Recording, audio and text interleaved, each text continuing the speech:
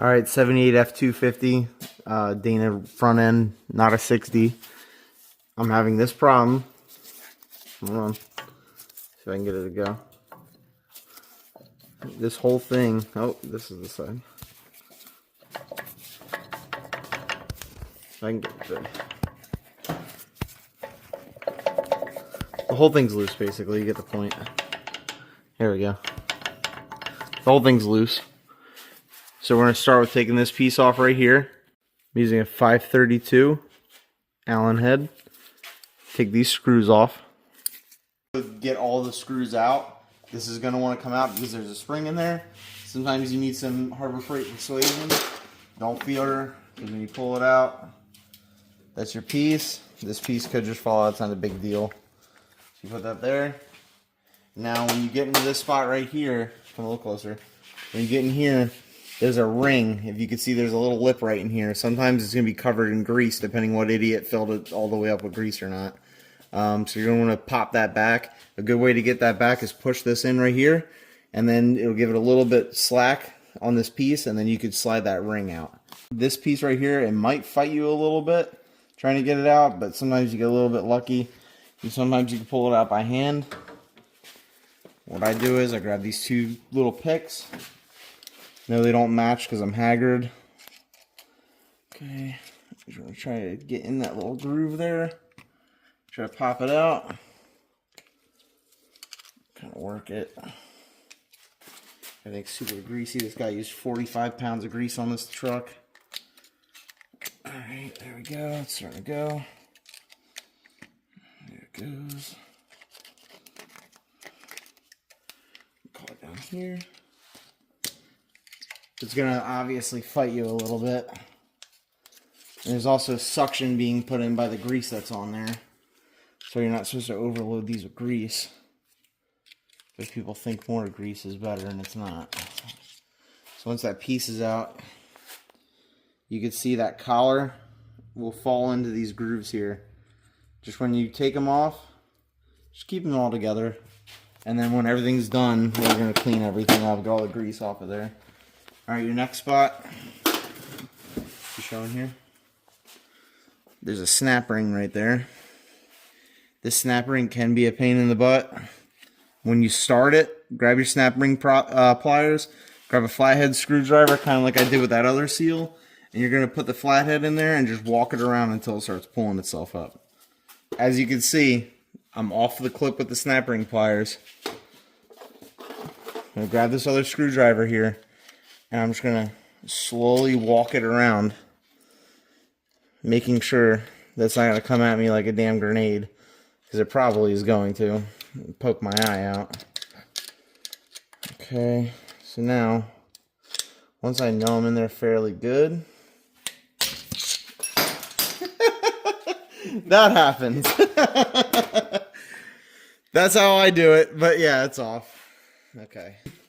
Alright, so everything went flying. That's why the name is 4 Idiots Garage. So, here's your spring again. This is part of the hub that decided to go flying on me. You can inspect it and see, like on the other side, it's all, ours was super worn down, super messed up, so we're probably just going to end up replacing them anyway. This is way too much grease. You do not need this much grease. So, put it in there. Alright, after you get that piece off, as you can see, this is where I'm at. Now, in all the other videos I watched, this piece here was completely different than any other piece I saw. Or any other axle that I saw on YouTube. So, this is pretty loose. I don't know if it's supposed to be like that or not. But this piece right here, it literally just screws out. Don't start beating the hell out of it. You don't start going crazy. Just unscrew it. So I feel like it takes forever. It's got to come off. Okay. So this is where we're at with that. It's a screw. And then you're going to come in here.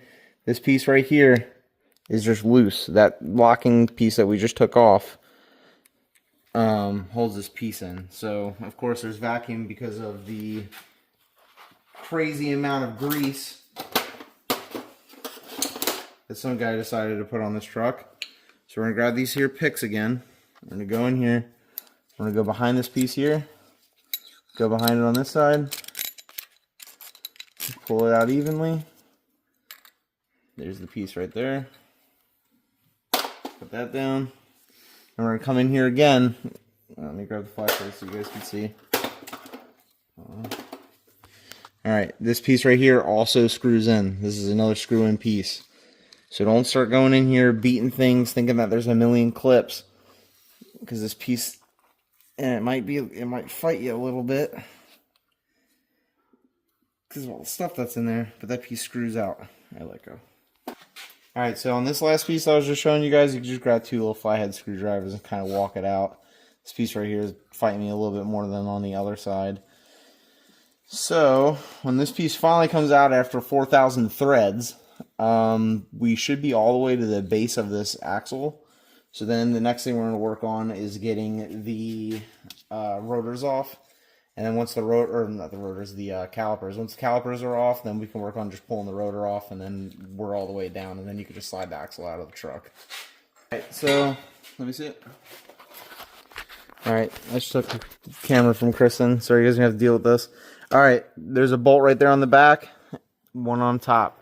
It is both of them are a 7/8. I can almost guarantee you that you're going to need a giant breaker bar. Because if you're anything like me and have a truck that's been sitting for like 30 years, one of these bad boys always comes in handy.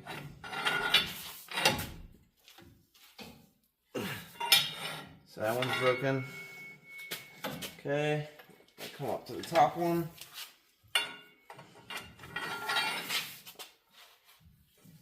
That one's popped. Pause it. Alright, when you get this top bolt out, bottom bolt, whatever way you decided to go, the back part of this caliper, over here, back part of this caliper is going to have a lot of cobwebs on it. So, we're just going to go ahead and place it up yonder, just out of the way. It's not going to hurt nothing. Okay, that's good. Alright, the next part is you got the spring here. All you have to do is pinch the spring down and get it off of the spot. So all it does is sits in a groove, so when you pinch it, it pulls it out of the groove. Okay, and then on this part right here, this is the bottom piece. This is like a locking tab. You're going to slide this locking tab out to get this side of the rotor off. Rotor, the caliper. It's going to be a 9/16. It's probably going to be seized because nobody knows how to do this stuff without sending everything in with an impact gun. Mark. Team. Wow, look at that. It came off. Team. The other side's completely stripped. Huh? Talking smack? Alright. Oh yeah, this side's stripped too. Is it? Oh yeah. Alright. So this brake pad is still on there. That's the inner side. Once that locking tab's out, this piece just comes right off. Now this is obviously your brake pad, but if anyone's wanting to know how they sit in there, that's how it sits in there.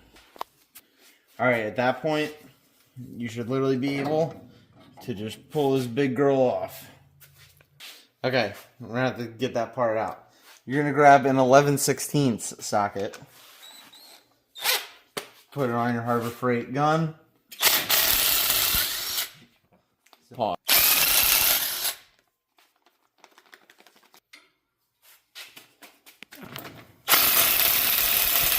Did you see where it went? Mm-hmm. Alright. Now, you don't have to go beating the hell out of it.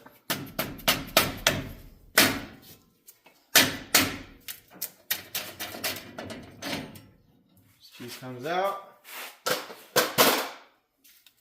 Hopefully not with the axle. Okay. Yeah, this thing's super gnarly. Yeah. Mark, you got that? Okay, now this axle is basically ready to come out. Actually, it is ready to come out. So I'll tear my hands up. Okay. Nice. So all you're going to do, put your hand on the axle and make sure that the splines don't go smacking around inside the tube. And that's how you remove a really, really good axle shaft on a 78 F-250 4x4.